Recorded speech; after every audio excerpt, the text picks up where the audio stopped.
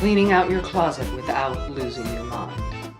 Hello and welcome back to Fashion Bites. I'm Ellen Byerrum, author of the Screwball Noir, Crime of Fashion Mysteries, featuring Lacey Smithsonian, a fashion reporter in Washington, D.C., the city that fashion forgot. Today, I want to talk about cleaning your closet your way. But first, I want to let you know that Hostile Makeover, the third book in my Crime of Fashion Mysteries, is now out in paperback with this beautiful new cover. Hostile Makeover was inspired by the reality TV shows dealing in extreme makeovers, from surgical to stylistic. I wondered what might happen when that outer ugly duckling becomes a beautiful swan. Might her soul suffer as a radical transformation takes place? Would the dream of beauty and fame become a nightmare? How would an extreme makeover change the lucky girl and those around her in the celebrity world of high fashion modeling and design, as well as her loved ones? And how would Lacey be drawn into solving a mystery in which the inner self and the outer facades of both victim and killer seem to be at war? You can order Hostile Makeover online. And remember that I am slowly republishing my entire backlist in ebook and trade paperback. It's a slow process, so stay tuned. Now, back to cleaning your closet without losing your mind. Does your closet guard your clothes like a jealous troll, keeping them so crammed in together you can't find your way in or out? Do you find things you bought last year and completely forgot about? You have a closet nightmare. It's the closet troll that snatches things off their hangers and stuffs them in the back, in the deep, dark recesses of the closet. I don't know about you, but I hate all those holier-than-thou articles on cleaning or reorganizing your closet. Their answer is always throwing out half to 3/4 of your belongings, so you get that lovely closet where there is space between the hangers, and everything looks like a high-end boutique. In the real world, that's not going to happen. And closet wizards and organizers, if you have a closet the size of Oklahoma, do not tell me I should throw out half my clothes from my tiny 3-foot by 8-foot closet.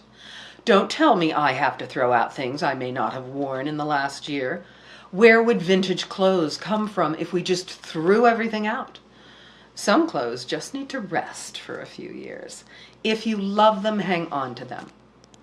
Of course, there are always some dreadful garments that need to be thinned from the herd.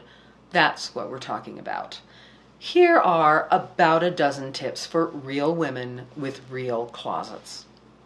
You might as well clear an entire day for this task. Put it on your schedule so you can't weasel out of it. Clearing a closet can be exhausting. On the other hand, you might feel much lighter after it is finished, except that it will take all day. Put on a pot of tea or coffee and gather the bags. You will need to throw things away or pack them up. Recycle bags with handles work very well, unlike a trash bag that may be too heavy to move when it's full of your cast-offs. Put on some music that will keep your spirits up and your energy high. I like the Beach Boys or other peppy, clean your closet tunes. If the very thought of closet wrangling exhausts you, remember that all that lifting and tossing burns calories. Wear something comfortable that you can take off and put on quickly and easily. Be prepared to try on all your clothes, especially the ones you are iffy about. You can yell and scream, jump up and down if you need to, as long as there are no witnesses. A full-length mirror is essential. That's right, you have to see yourself top to bottom, up and down, left to right, and front and back. The rear view is especially important, and this is where the yelling and screaming usually starts. Be ruthless. Ugly and rebellious clothes have to go. This includes the one that never fit quite right, the blouses that have started to gap open, the waistbands that won't quite close, the colors that looked great in the store but unfortunately make you look like a corpse. Do not dither or stop to psychoanalyze why you bought that in the first place. Be quick, be ruthless. Clothes that don't work for you must go, especially the ones that used to work but don't anymore. Take no prisoners. Now, separate the piles of clothes. One pile for dry cleaning, one pile for mending and hemming, a pile to keep, a pile to give away.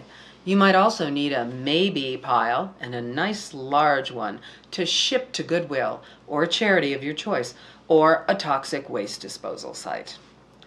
Round up the survivors, corral all the clothes that fit and flatter you, the ones that work with your looks and your life. Arrange them by color and season.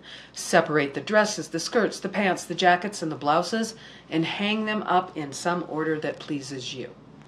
Finally, save only the best items and the ones that bring back beautiful memories. That's all I have for now. If you want to know more about me or my books, check out my website at ellenbyerrum.com. If you like this video, please hit the like button and consider subscribing to this channel. That way, you won't miss any videos.